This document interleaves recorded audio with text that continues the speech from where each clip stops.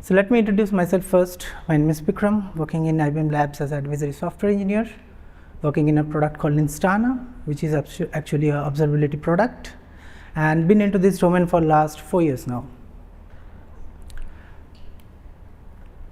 So for the next 20 minutes or so, I'll be covering, these are the high level topics, like I'll talk about OpenTelemetry, its history and highlights, what are the different telemetry data we have, its core components, signals, its architecture.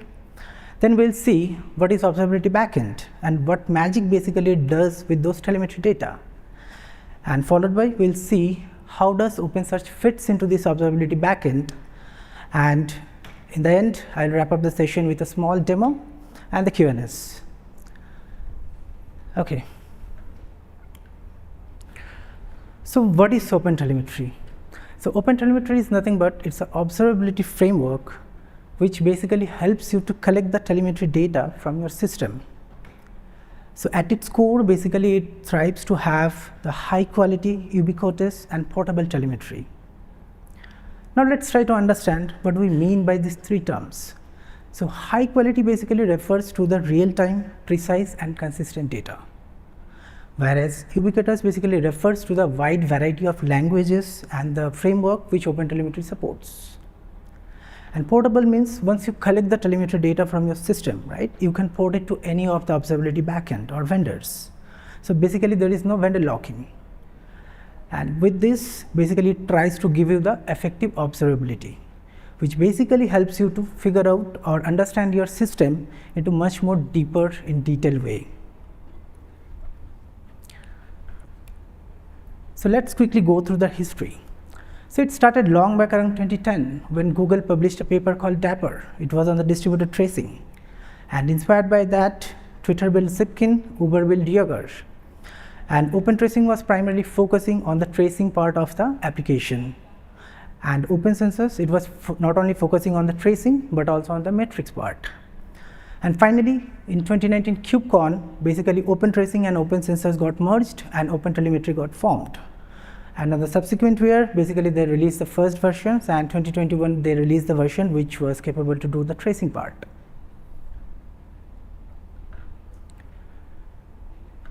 So now let's try to understand what are the key highlights of OpenTelemetry is. Why it's become the rising star into the observability domain, or I should say why it became the kingpin of the observability. So to start with, the rapid adoption. So this is the second fastest growing project under the CNCF community, just after the Kubernetes. So you can understand the popularity it already gained over the years and how people have accepted it. The next one is the vendor neutral. So basically with these open source instrumentations and the interoperability, basically there is no vendor lock-in. So you collect the data and you send it to any of the vendor. So the switching of the vendor is quite easy, which was a challenge before OpenTelemetry come to the picture. So people used to get locked into a particular observability vendor. The next one is the industry standards. So within a very short span of time, OpenTelemetry has emerged as a industry standards. So with everyone has accepted it so much gracefully, including the observability vendor, so it has now become the de facto of observability. And last but not least, the comprehensive signal support. So OpenTelemetry does provide you a lot of SDKs in different languages, which basically helps you to collect the telemetry data, which is nothing but metrics, traces and logs, which eventually enables you with the effective observability. Now let's try to understand what we mean by this telemetry data or the telemetry. So telemetry is nothing but it's a heartbeat of observability. And the telemetry data basically refers to the data which basically get emitted by your system, which depicts its current status or behavior. So basically there are three pillars of observability: traces, metrics and logs. Now let's take a moment to understand what we mean by these three pillars. So traces basically refers to the journey of your request or the transactions which is going through the different services of yours in your distributed environment. And OpenTelemetry give you two flavors to collect those traces. One is with the auto instrumentations, where you don't have to do a single line of changes. You go ahead and install the SDK and it will collect the data on behalf of you. In the other case, it's the manual instrumentations where you have to manage the traces and span by yourself. The next one is the matrix. So matrix is nothing but basically it's a time series data points which basically depicts its current performance or behavior. For an example, the CPU utilizations or the memory utilizations is nothing but the matrix. And lastly, the logs. So logs is nothing but it's the same logs which are being generated by your applications or your system.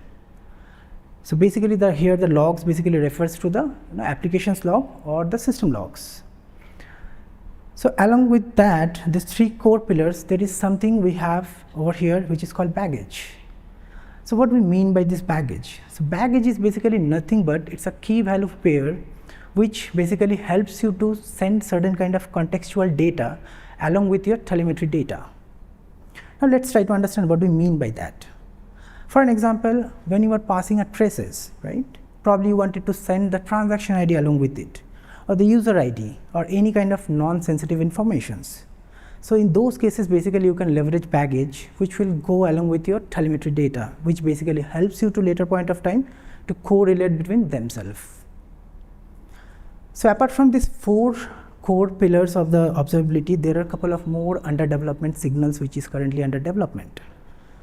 So that is called the events and the profiles. So events is nothing but it's a kind of a log, but which is making it noteworthy. For an example, in your system, basically CPU utilizations or the memory utilizations is more than 80%. So in those cases, probably you wanted to get alerted so that your SRE can take some proactive actions or measures to encounter that particular issue. So that you can treat it as an event, wherein the profile basically depicts the more in-depth analysis of your application. For an example, like how much memory or CPU is being consumed by a particular method into the code level, or how much time it is taking to execute a particular functionality. So it gives you much more detailed, in-depth insight so that you can figure out if there is any bottleneck in your system or not. Right?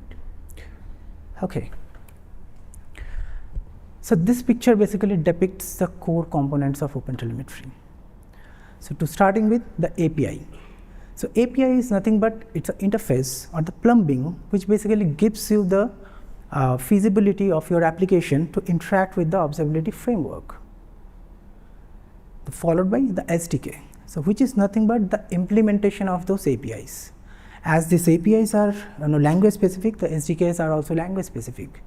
And this is the part which basically does the heavy lifting of managing your telemetry data. So along with that, it is capable to do certain kind of processing also, like filtering or adding certain kind of metadata to it or kind of batching. And finally, you have the exporter, which basically helps you to export those telemetry data to the backend. Like your SDK has collected those telemetry data, now you can send it to any of the observability backend or any backend. Now here in this diagram, apart from this app section also, I have mentioned something as a collector, which is optional. So in the very next diagram, we will explore what is this collector all about. So let's try to understand what we mean by this collector. So collector is nothing but it's a standalone service or application which basically helps you to collect, process and export the telemetry data. So it sits in between your applications or infrastructure and the observability backend. So it sits in between, it collects those telemetry data from your applications, like in this particular case for all the microservices which are being auto-instrumented or manually instrumented by the API and the SDKs. And all the shared infrastructure information also, it collects all those telemetry data, and then it has a capability to do certain kind of processing. Basically, you can define the pipeline where it can do a lot of processing, like you can do certain kind of filtrations or transformations, or you can do sampling. So it is capable to do a lot of processing unit. And finally, once it's collect or process those data, it export those data to one or multiple observability backend. In fact, you can send a partial data to one backend and the rest of the data to another backend. So that is also possible. Now let's take a moment to understand like how does basically you deploy, so like what are the deployment models of this collector. So basically it can run into the same host as a daemon set or sidecar, or it can work as a standalone application also.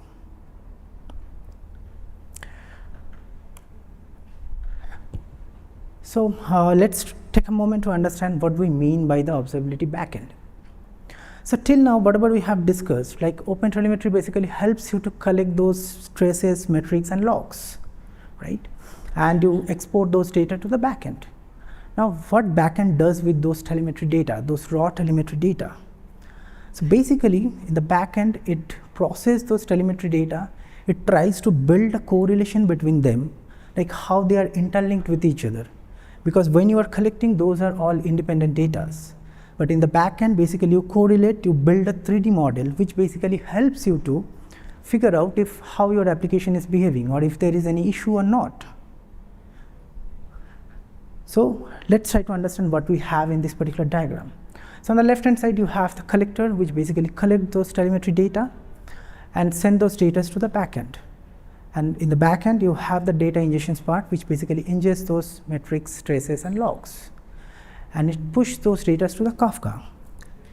And on the right hand side, you have the processing unit basically, which basically process those telemetry data, and it try to build the correlation between themselves and build a dynamic graph.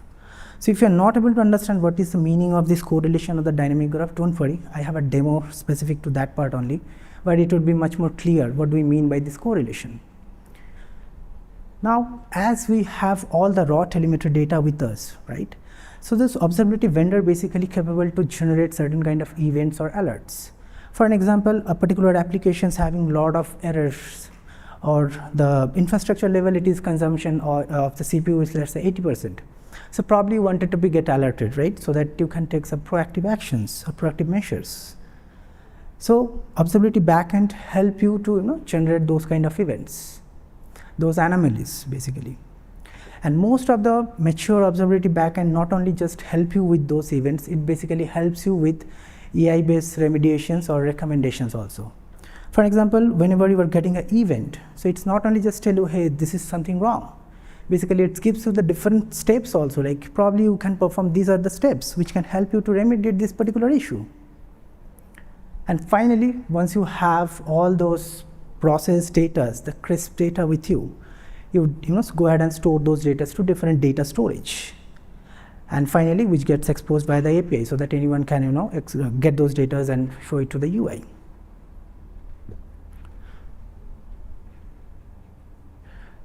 Now let's try to understand like how does OpenSearch basically fits into this observability backend. So here in this diagram, basically I have categorized into 4 different dimensions: the scalability, the metric storage, the log analytics, and the security. So let's start with the scalability and the performance.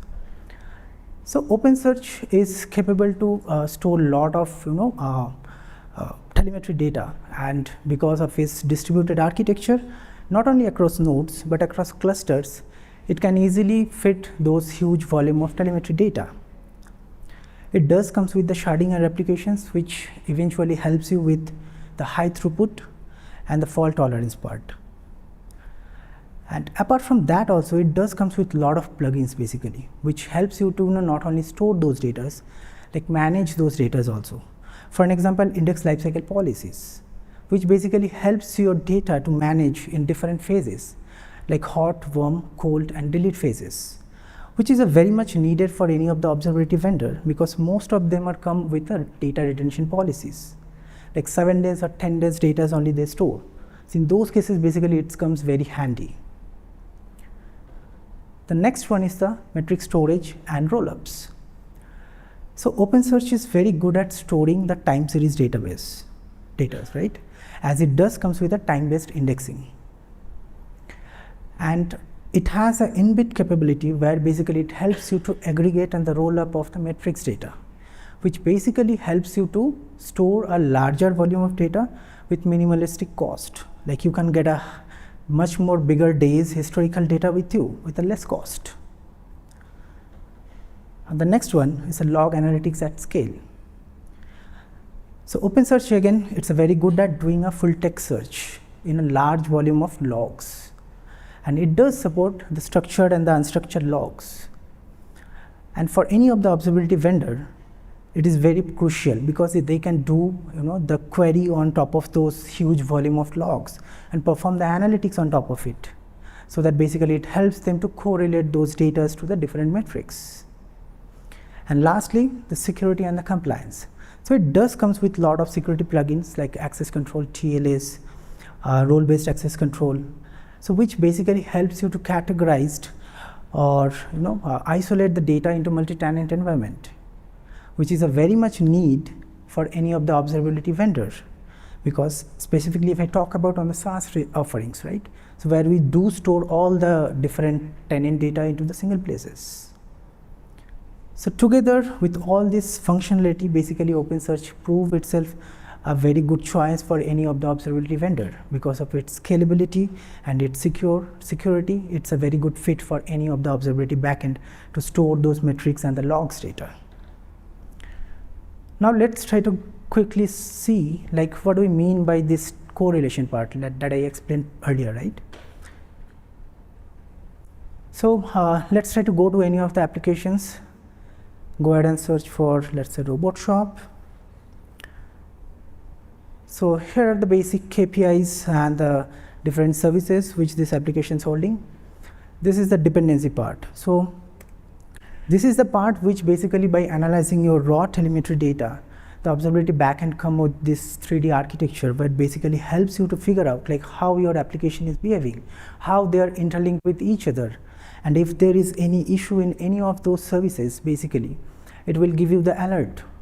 So here you can see how the different data storage are being used by which all the different services.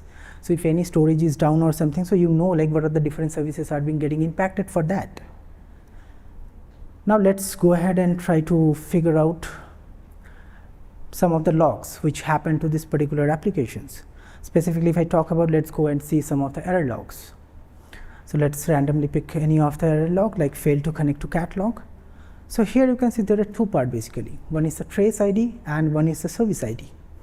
So trace ID basically it's nothing but the request for which this log has happened. For an example, if we'll see over here, so this is the request where this log has occurred. This is a single request which is basically consists of 6 different subcalls. Let's try to explore those subcalls over here. So here I can see in the get product, I'm not sure if it is visible or not, but yeah, so in the third level basically I can see there are not only one log basically, there are 2 logs basically which happened over here.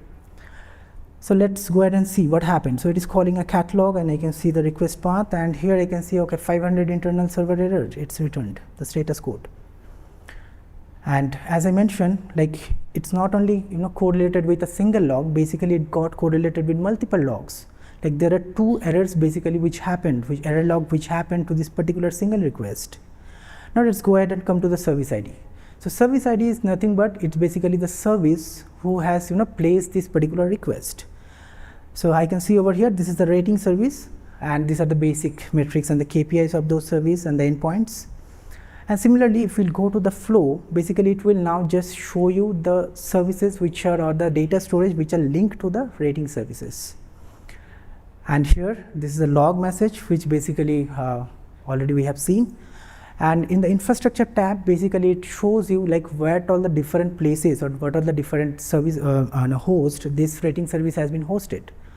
So now you can understand with those raw telemetry data and the processing and the correlation, basically how basically it helps you to figure out or understand your system much more deeper way.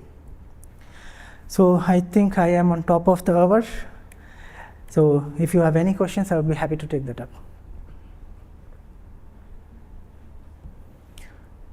Okay, thank you for being a nice audience. Hope you have learned something about OpenTelemetry and the observability backend and how does basically OpenSearch fits into this observability backend. I would be happy to connect you all over LinkedIn. So do feel free to connect, and if you have any questions, do reach out to me over here. Thank you.